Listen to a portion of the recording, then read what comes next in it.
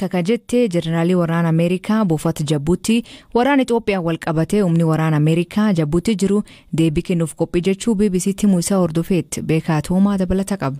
Ajaja olaanaan waraana Ameerikaa kan buufata Jabuutii Wiiliyaam Zaanaa torbee darbe gaaffiif deebii BBC waliin taasisaniin waraanni kaaba Itoophiyaa hammaatee finciltoonni Finfinnee qabatan yoo ta'e humni waraana Ameerikaa Jabuutii jiru dippiloomaatotaa fi lammiilee Ameerikaa Itoophiyaa keessa jiran baasuuf akkasumas tarkaanfii barbaachisaaf qophii ta'uu himanii turan. Kana hordofeetti ministeerri dhimma alaa Jabuutii Mahmuud Ali Yusuf biyyi isaanii tarkaanfii waraanaa dhimma biyyoota ollaa gidduu seenuuf fudhatamuuf ka'umsa akka hin taane himan. Olloota isaa waliin hariiroo gaarii qabu mootummaan Jabuutii kun akka ta'uuf hin ayyamu jedhan aangaan kun karra galaana diimaa kataati Jabuutii keessatti biyyoota buufata waraanaaf loltoota qaban keessaa tokko Ameerikaadha. Jabuutiitti ajajaa waraana Ameerikaa Wiiliyaam Zaanaa tasgabbii dhabiinsi Itoophiyaa naannoo gaanfa Afriikaaf balaa qabaachuus himanii turan. Jeneraalichi itti dabaluunis Finfinneen yoo harka finciltootaa jala galte rakkoo namoomaa olaanaatu uumamaa jechuun akeekkachiisaniiru. Kaayyoo waraana Ameerikaa Jabuutii buufatee jiru inni ijoon Afriikaatti keessattuu Afriikaa bahaatti yeroo rakkinaatti deebii kennu ta'uu kaasuun barbaachisaa ta'e yoo argame hojjettoota Imbasii Ameerikaa Itoophiyaa jiru dabalatee lammiilee Ameerikaa hunda Itoophiyaa keessaa baasuuf qophii ta'uu himan. Gaaffiif deebii qondaalli waraanaa kun BBC waliin taasisan hordofe waraana Itoophiyaa waggaa tokko lakkoofsise karaa nagaa akka xumura argatu dhiibbaa gochaa akka jirtu Ameerikaan tarkaanfii humnaa fudhachuutti cehuu malti yaaddoon jedhu marsaalee hawaasaa irratti calaqqisaa ture. Ministeerri Haajaalaa Jabuutii garuu biyyi isaanii tarkaanfii waraanaa akka kanaaf ka'umsa akka hin taane hubachiisan.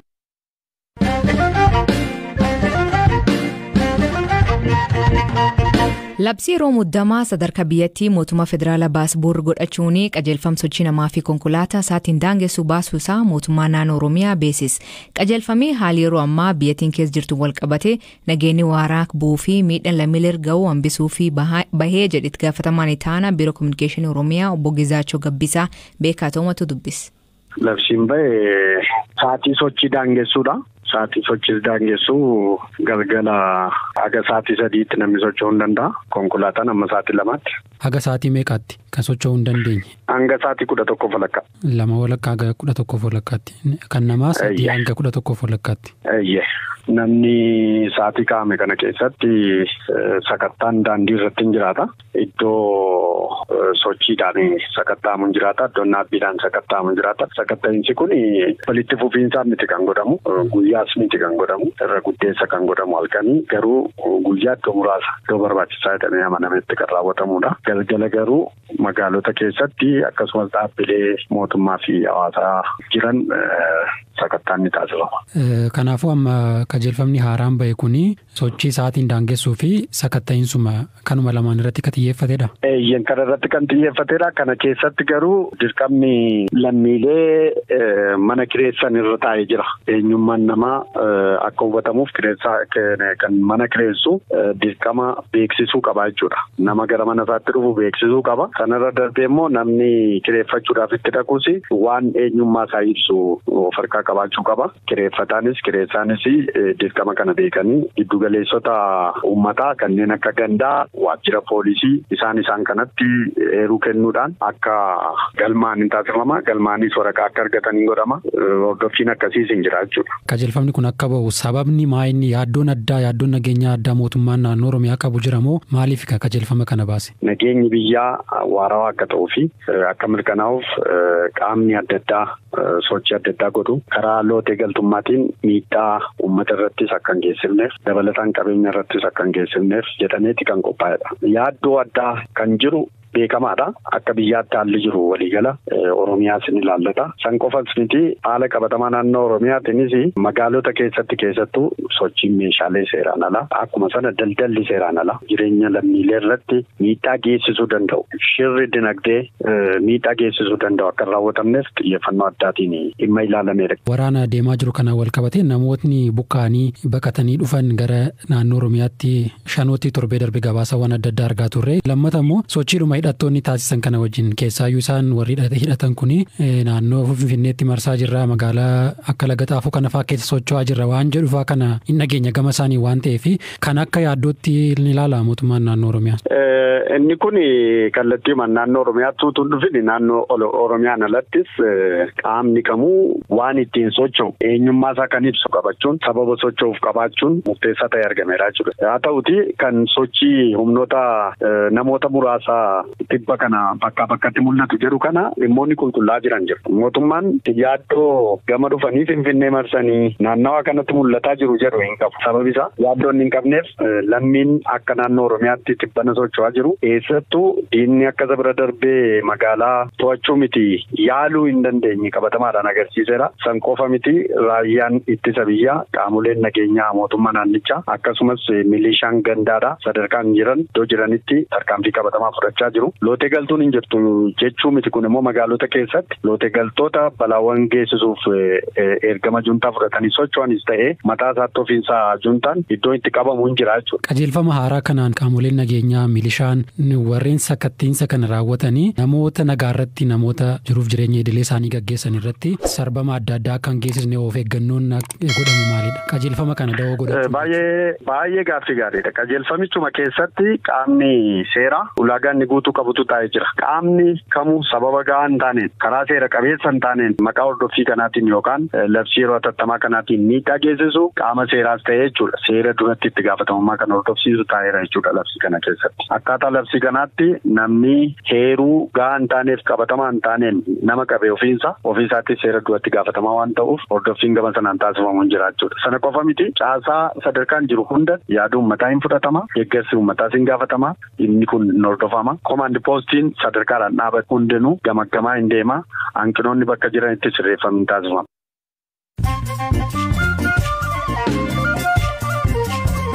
Dhaggeeffattoota namoota gaggabaaboo addunyaa isanii dhiyeessaa jalqabaanii magaalaa Finfinnee keessatti duulii tallaalii kooronaavaayirasii kennuu guyyoota 10 turuu eegalam biiroon fayyaa magaalattii Akimeetii tallaaliin namoota umriin isaanii gan 12 ol ta'ee fi buufataalee fayyaa dabalatee gabaa gurguddoo baankii buufataalee geejjibaa fi bakkeewwan kaanitti ni kennama. Ammaan dura Finfinneetti namni tallaalii fudhate nam 500 qofa.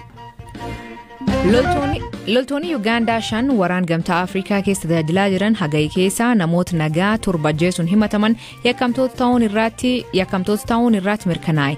Loltoota kan keessaa lamirratti murteen du'aa murtaa'u ka hafan sadin irratti ammoo hidhaa waggaa 39 itti murtaa'e. Loltoonni sadan kunin Ugaandaa deebifamanii murtee hidhaa isaanii mana achiitti dabarsan. Mani murtii Keenyaa ajjecha lamii British Alexander Monson ka waggaa 10 dura magaala qarqar galaanaa Diyaanitti addotoonni poolisii jarjilu lubbuun dabree fi poolisoonni himataman 4 hidhaa waggaa 9-15 itti murtaa'e. Poolisoonni jalqaba waggaa kanaa murtii dhiyaatan gurbaa kan reebanii akka jeesan mani murtii ibsa. Monson kan yeroo sunitti umrii gan 28 haadhisa waliin Diyaanii Keenya keessa jiraachaa ture. Ilmi pireezidantii duraanii Liibiyaa Muhammad Gaddaafii filannoo pireezidantummaa yeroo jalqabaatiif biyyattii keessatti geggeeffamuuf jirurraatti dorgomuu akka dhimamaatti galmaa'e. Saif al-Islaam Gaddaafii sila abbaa isaa dhaaluuf ture. Haa ta'u malee deeggartoonni isaa tarkaanfii gara jabinaa yeroo mormii waggaa 10 geggeeffameetti maqaa isaa xureessan. Abbaan alangaa waraan biyyattii garuu gochawwan yakkaa raawwatu jechuun galmeessin isaanii akka dhaabbatu gaafate. Saif murtii idil addunyaa dabalatee qaamolee hedduutu qabuu fi ajajma murtii qabu.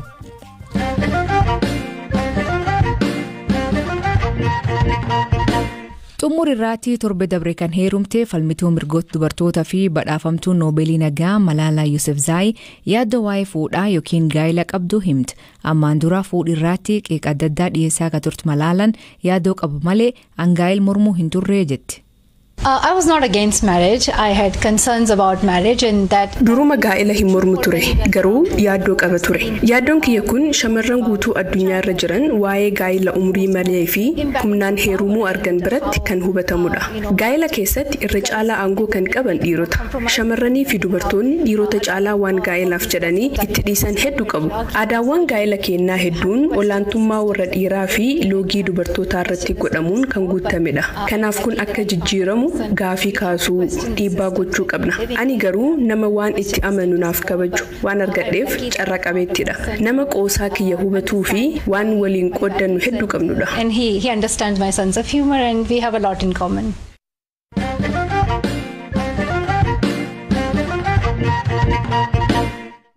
Waraanii waggaa tokkoof Itoophiyaa deemaa jira dhaabbatuu fi furmaanii karaa nagaan akka argamu addunyaan dhiibba cimaa mootummaa Itoophiyaa irratti geessisaa jira. Namoonni kumaatamaan lakkaa'aman lubbuu isaanii waraan kanaan dhabanii miliyoonaan kan lakkaa'aman qe'ee isaanii irra buqqa'an.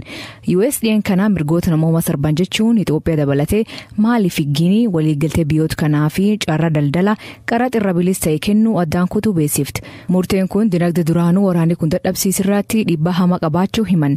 Gaazexeessaan BBC kalkidan gara hawaasaa maluun gabaas kan qopheesse.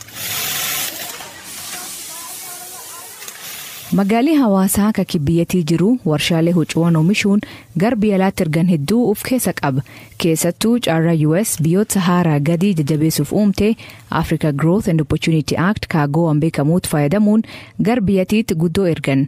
Waliigaltee kanaan biyyoota oomishaalee isaanii qaraxa malee gabaa United States akka dhiyeessan eeyyama.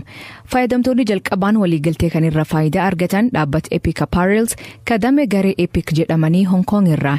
US ammaa waraan waggaa tokko kaabiyyatiitti deemaa jiruun sarbamii mirgoota namoomaa raawwatamee jechuun jalqaba waggaa dhufurra eegalee waliigaltee kan haaquu ibsiti. Rahit Nair itaana pireezidantii dhaabbatichaa. We started business in Ethiopia. Wanti Itoophiyaatti yookaan biyyoota Saharaa gadii jiranitti daldala kana ka'ee gallu nu kakaase carraa isaan oomishaalee qaraxa malee gabaa United Statesiif akka dhiyeessan qaban qofa. Kanaaf murteen kun nu yaaddesseera. Yoo waliigalteen agawaa kun hin jirre biyya biraatti godaanna. Kanaan booda Itoophiyaa jiraachuun faayidaa nuu hin qabu. For us to survive in Ethiopia. Waraanii kaabiyyattii teegal kuniin akka malee dinagdee biyyattii miidha. Warshaaleen akkanaa namoota kumaatamaan lakkaa'aman qacaree jira. Keessattuu dargaggoota fi dubartoota. Amma ugurii sababa waraan kanaaf oomishaalee alaatti erganiir kaan jireenyi isaanii balar buusuun yaaddoo uume.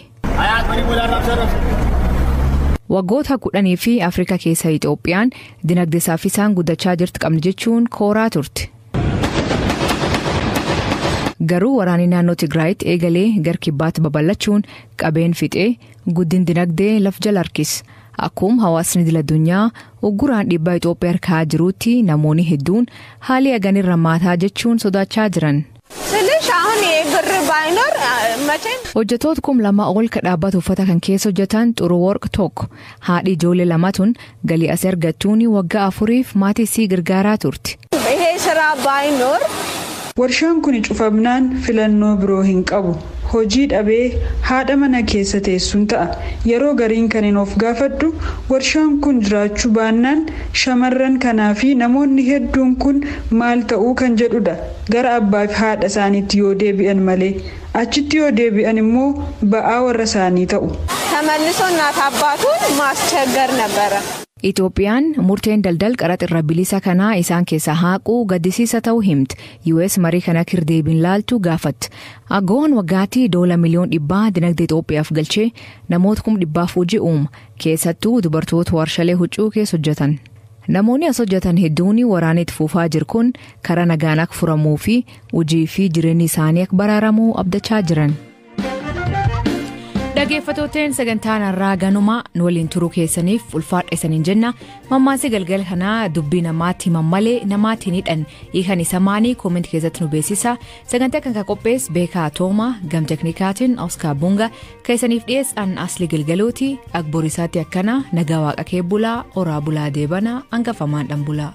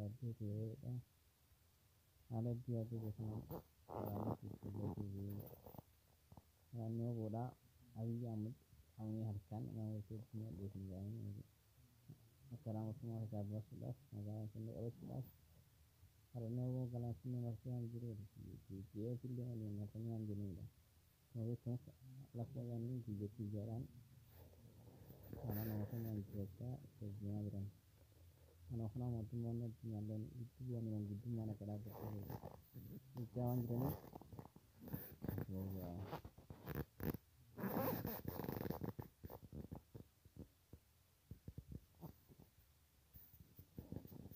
aku mau bikin dawat itu dawat itu bikinnya orang China itu tuh bawaan apa itu kan dari subscribe dan itu le gara-gara ini sana orang gara-gara itu asalnya ada kan English ini